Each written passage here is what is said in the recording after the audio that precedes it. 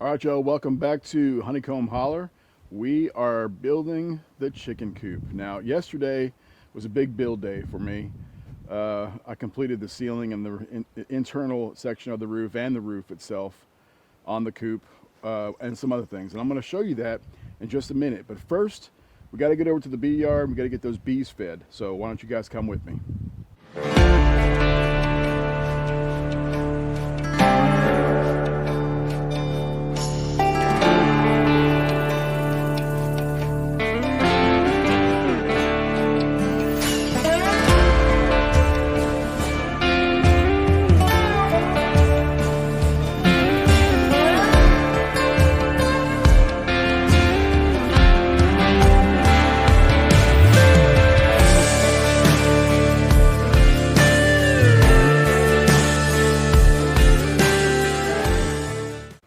Get you guys set up here on this side of my truck. It's pretty windy out.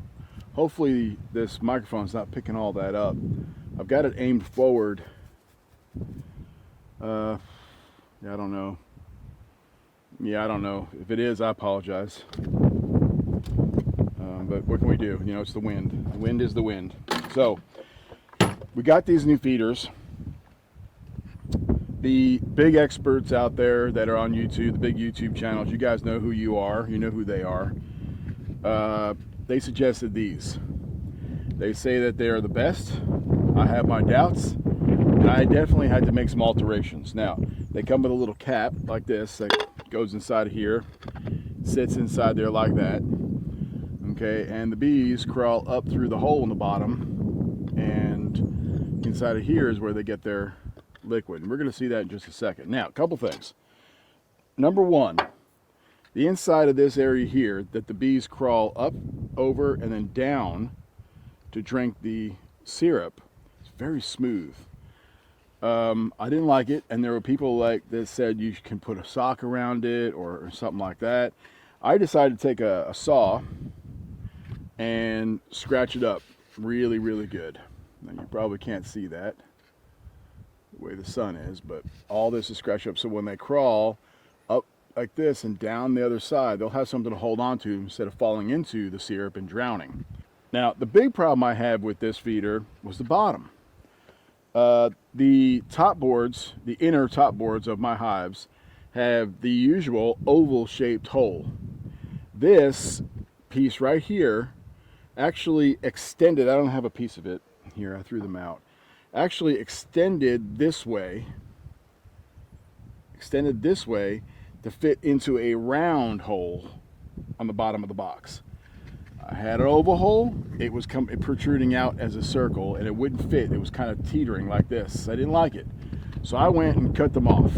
Took a saw and cut them right off the bottom, and now this can fit over the oval holes that I have in my top inner boards. And the bees can crawl right up into here, come up out of here, crawl down the side, and get to the syrup. So, hey, let's get our suit on and go try this out. I'm kind of excited. I got a lot of juice. My bees are 3 weeks old, 3 weeks, 2 days actually. Oh, this one's not liquid proof, but it's dripping all over the place. But yeah, I've got a lot of syrup. I believe these hold, you know what, I'm not going to lie, I don't know how much they hold. If for some reason I want to say in my mind it's a gallon, but I don't think a gallon fits in there. It is a gorgeous day today. Perfectly sunny and very windy. You guys can see I got a haircut, or actually I cut them all. But yeah, I did that and had a little shave. I'm sorry, but you know, the whole mountain man look does not work when it's 85, 90 degrees outside. Now I'm from Texas, so I'm used to 95, 100, 105. But I haven't been there in a while. And believe it or not, this, woo-wee, that's a lot of wind right there. Almost blew my camera right off the side of the truck. Let's not let that happen. Like I was saying, I'm used to that weather, but I haven't been here in a long time. But this 80 degree weather is pretty hot. So good thing is I've got a ventilated bee suit. Now these are very expensive. but I think they're worth it. Hopefully one day I'll be able to get to a point where I won't have to use a bee suit. Well, I guess I gotta take my glasses off first. That would be helpful.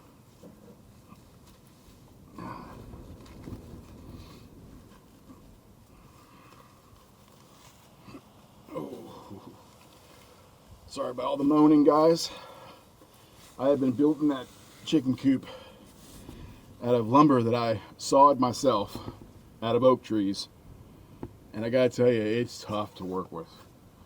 It ain't like this nice pine that you get at the store that's been kiln dried, light as a feather, super strong.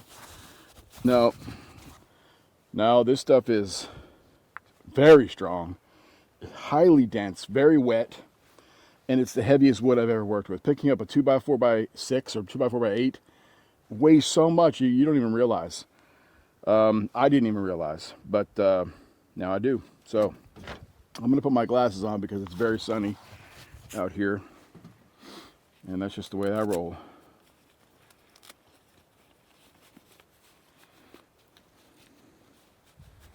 So far, I'm really liking this bee suit, and I got it off Amazon. I can't really read it. Clothes and leather. I don't know. I'll let you guys know when I can actually read it. But I'm really liking it. It looks really thick and heavy, but it's ventilated. It's a 3-sectional, so it has the outer layer, this thin mesh. It has an inner layer of big rubber mesh. See the squares? And then inside that, another layer of this mesh. So it's 3 layers. What that does is it allows air to flow in and out, keeping you nice and cool, because most of the time we work in the sun, right? But it's thick enough, it makes it thick enough where a bee stinger can't get through it. So you can't get stung. That's the great thing about it. I wear a hat because I just feel more comfortable, with my head covered, because bees go for the face. I don't know if you guys are aware of that. I learned this recently, but bees go for your face first, your hands and your face. I think they go for your face because it's some sort of, bread thing that's in them that they know to do. And they go for your hands because your hands you're wearing gloves, and these gloves already have all that scent and the pheromones on them. So they're immediately going to that. They probably have stung these gloves several times, and I've never felt it. But the pheromones are in there. And I may try washing them. I had to wash them after the first day because that was the day that I put the bees in packages in. I don't know if you guys remember, but it was a torrential downpour. I was completely drenched. My gloves were sopping wet, muddy, dirty. They were just horrible. So I threw them in the wash. But they have a nice thick leather lambskin on the white area. And they do come in a tan as well, but I like these white ones. And then it's got that same triple ventilated section up on top where the black section is. See? So the bees can't get in there to sting you. It's too thick. But you can really move around in them. I wear my gloves tight. You guys know this about me. And I really feel like you got a lot of dexterity. You can do a lot of stuff with them. Like grabbing hold of zippers and zipping yourself up. Okay, let's carry some stuff over there.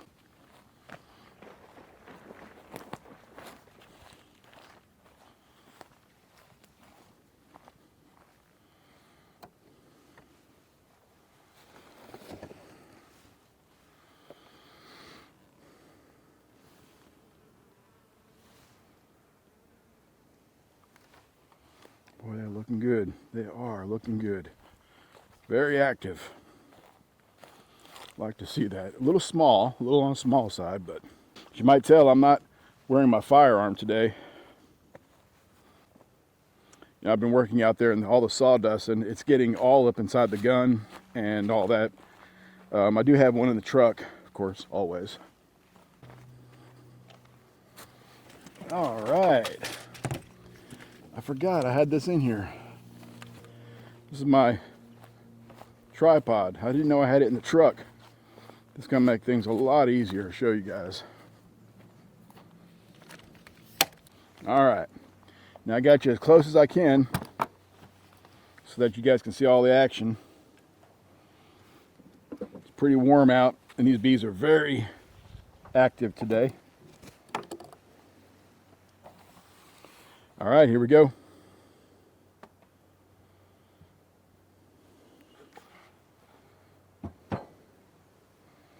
Oh yeah, they sucked that one dry. This is the other feeder I've been using. I don't like it because it doesn't hold a lot. Plus, once it starts to get down, I see this one still has some in it. Once it empties, the bees can crawl up in there and then they get stuck and they die, and I don't like that. So we're going to change to a different feeder. Okay, so here we go, and you can see the oval hole in there. And this round thing that protruded out of here didn't fit in that. So that's why I had to cut it down.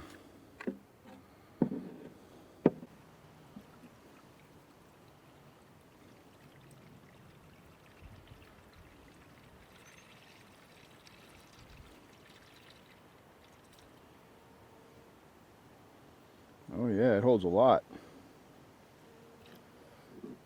Ooh, that really holds a lot. Let's go ahead and put a little bit more in there.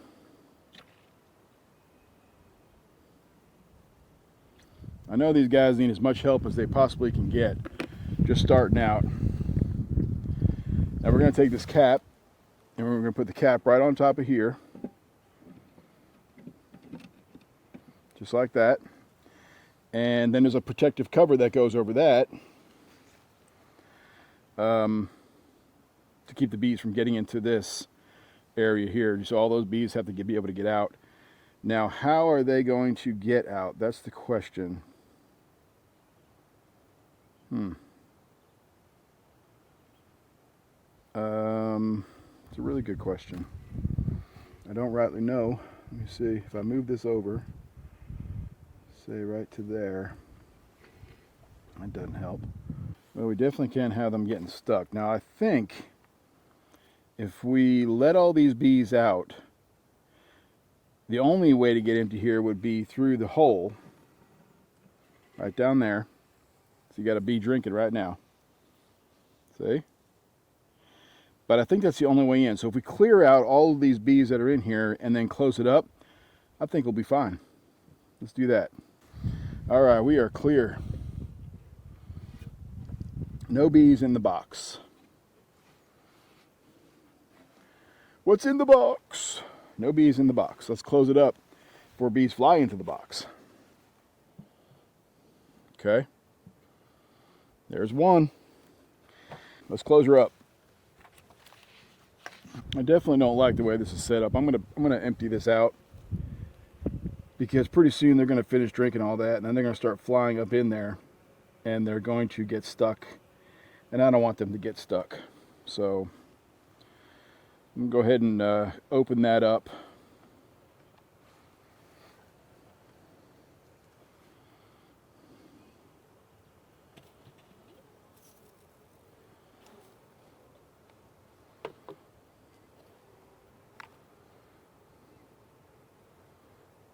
Look at that.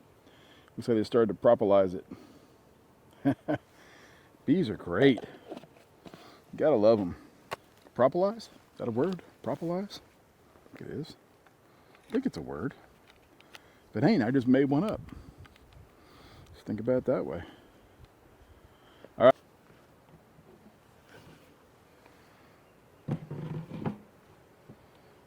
This one, we only got about halfway down on it. I think what I'm going to do is, as nice as it is, I think I'm going to go ahead and open up their front of the hive. Give them a little more room to move around.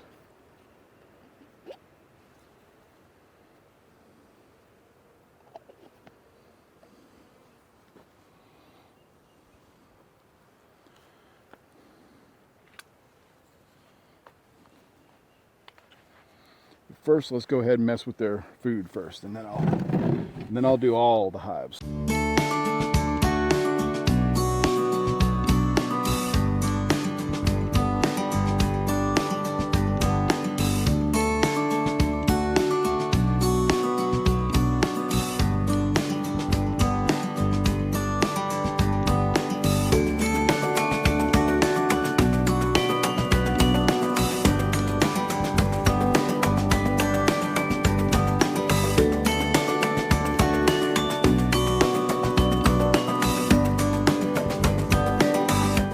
All right, good. Let's go ahead and get these entrance reducers gone. We'll take them out completely. I don't believe there's any real need for it right at this moment.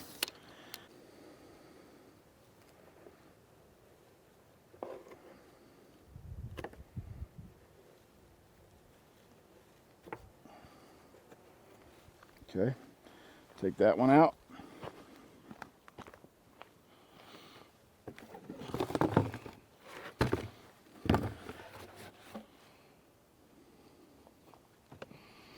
And because they didn't finish this syrup that I gave them yesterday, I'm going to go ahead and give them this back. And I'll come by and pick it up this afternoon. If at all possible, I try not to walk in front of the hive. I've done it before, but you know, why disturb the bees if you don't have to?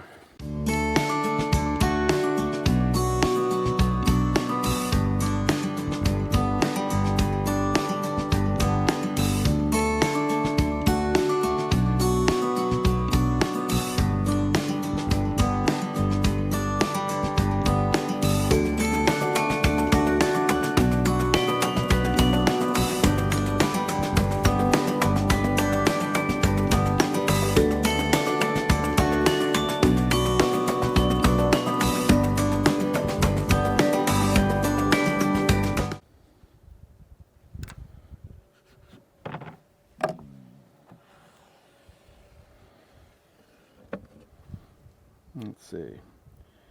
Looks like we got 1, 2, 3, 4. So we've got about 5 dead hive beetles. That's a good sign. You know, more would be worse. But we can take this bottom board now and we can take it back with us and we can clean it off if we want to. And right now there's a screen under here. See if I can show it to you. I don't know if it's going to film right. Let me see if I can show it to you guys. And the screen keeps the bees in. See? And it keeps rodents and other critters out.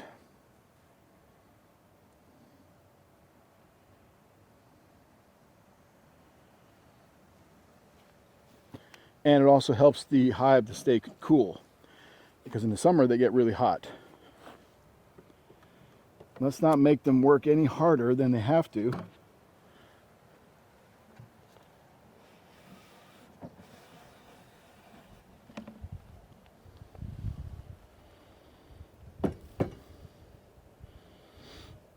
You know, I could just leave this stuff out here for today, let them pick off it. There might be some stuff on those boards that they may want. There's nothing on them that will hurt them, that's for sure. I can always come back and get them later when I'm done. Let's go ahead and put them right here in the front. Maybe the wind won't blow them too much.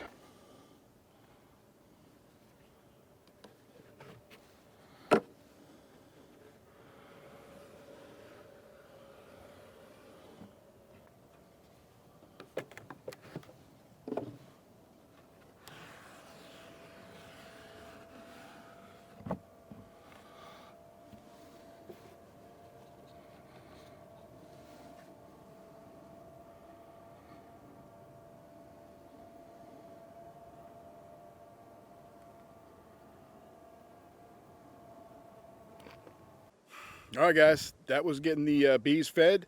Let's head back over to the chicken coop, and I'm going to show you guys what we've been doing yesterday when we did not film, and I'll tell you why we didn't film as well. Let's get over there right now. We are now back over at the chicken coop. Let me show you what we got down here. Yesterday, we didn't record. 2 reasons. Number 1, it was unbelievably windy. We were supposed to have really bad storms that came in, but they were to the south. I think they were to the south of us, and what we got was the heavy winds, and it was really bad. Everything was blowing all over the place, and camera work and everything else wouldn't have been any good. And I really have to get this chicken coop done because the birds are getting really big, and it's time for them to get into a coop. This is week 8 for them, so week 8 is the week that the age that you want to put them in their permanent home. So let me show you what we got. This is the chicken coop. It is 8 by 8, 8 feet tall on one side, 7 foot tall on the other side with a slanted roof.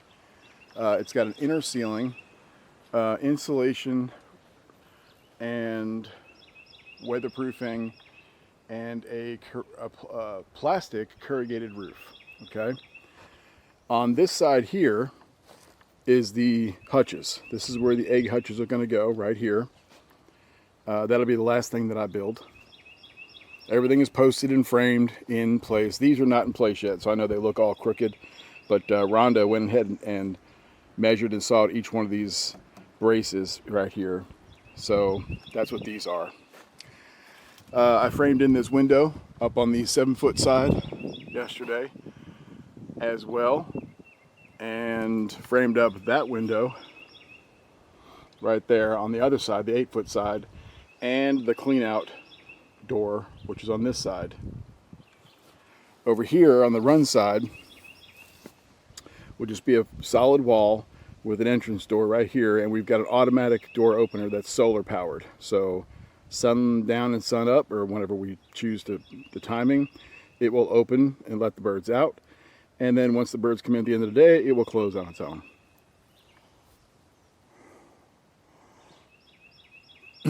Okay. Now the run looks like this because I had an original plan on building the entire run enclosed, but now we've changed that plan, and this wall, there'll be fencing all the way around this entire coop and run. And right here, will be a predator curtain that comes down and out so that animals can't dig under. But this side here is going to be a wall that is 7 feet tall. It's also going to be screened in all the way down and around this corner. These beams right here are coming out, and this whole section, this run here will be open to an 8 foot run on that side. So it'll be a run there and a run here, all open. These posts we're going to use here and here for the roof. And this roof that is 7 foot on this side, 8 foot on this side, it will come all the way out, so they'll have a shaded area of the run here. And 3 more posts, or actually 4 more posts on this side, one here, there, and at the end. And that will hold the fence that will go around it. And that will also hold the predator netting that's going to go over the top of that. So the entire area will be completely sealed. Now the plan is to eventually come out another 8 feet and across and over. And I got plenty of net to go over all of that. But honestly, this whole entire thing is being made out of wood that I'm cutting from the forest, and I am just about out. I'm down to just a few pieces left. I'm going to have to actually cut a few logs today for some new 2x4s, or I'm going to have to run down to the store and buy them, and I don't want to do that. That's not the plan. Now, this OSB we did have to buy, obviously, because we can't make OSB. But I went down to Menards, and these pieces are $18 a piece. It's ½ inch. I think it's ½ inch. Yeah, it's ½ inch OSB.